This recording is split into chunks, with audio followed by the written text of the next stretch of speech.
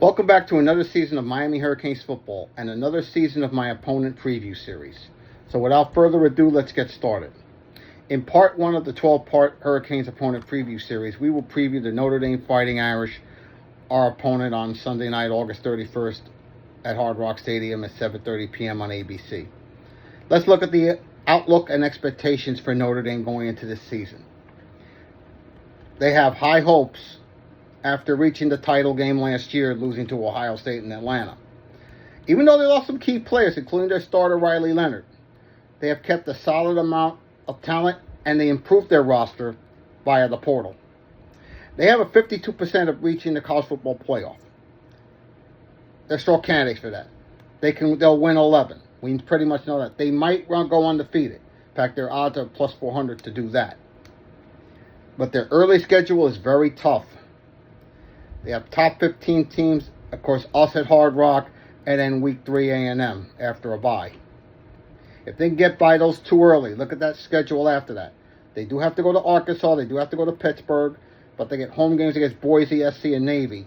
That could still be tough if they lose focus. Notre Dame needs to play strong football early to set themselves up well for the playoff. And that schedule is brutal on the front end. Now let's look at the key position changes. At quarterback, with Riley Leonard gone to the NFL, drafted in the 6th round by Indianapolis, they're going to have a true competition. In fact, that's in progress right now with redshirt freshman C.J. Carr, from what all indications are, leading the pack. And that's going to be critical for that team to go forward. They did also lose Mitchell Evans, who went to Carolina in the 5th round of the draft. But they get back Love and they get back wide receiver Jaden Greathouse. And they also brought in Malachi Fields and Will Pauling, as well as tight end Ty Washington from Arkansas through the portal. Fields, Virginia, and Pauling, Wisconsin. Now on defense, some key players left. Jack Kaiser went to Jacksonville. Xavier Watts went to Atlanta in the 3rd round. Benjamin Morrison went to the Buccaneers in the 2nd round. And Riley Mills went to Seattle in the 5th round. But they do get back Joshua Burnham and linebacker Drake Bowen. They also added transfers Elijah Hughes from SC, Jalen Stroman from Virginia Tech, Jared Dawson from Louisville, and Devonta Smith from Alabama. The offensive line, they're going to get some key guys back, including Charles Jag Osua, Ashton Craig, and Billy Schroff. And they have young talent vying for spots as well. And some of those players were hurt last year.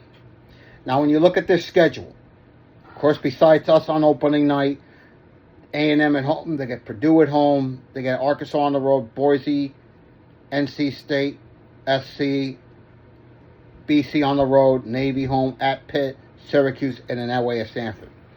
And we all know it kicks off, like I said, August 31st when they come to Hard Rock. And they will host A&M on the back end of that home and home in week 3. And they're going to be at Arkansas for the first time and Boise at home.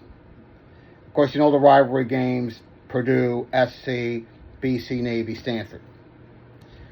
When you look at Notre Dame, the predictions in 25, this is a solid team.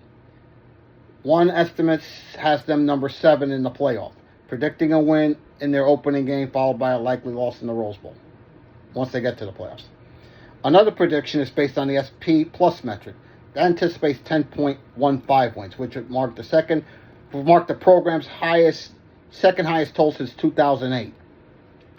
And they're favored in most of their matchups, with the main exceptions being early games against us, as of this recording's 2.5-point favorite, and they're a 7-point favorite against A&M currently. That's probably going to change and most likely will change.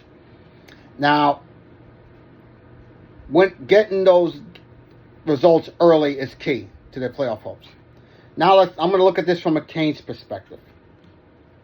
The top priority in this game for us is going to be stop Love in the running game and pressure whoever Notre Dame's quarterback is, whether it's Carr or Minchie.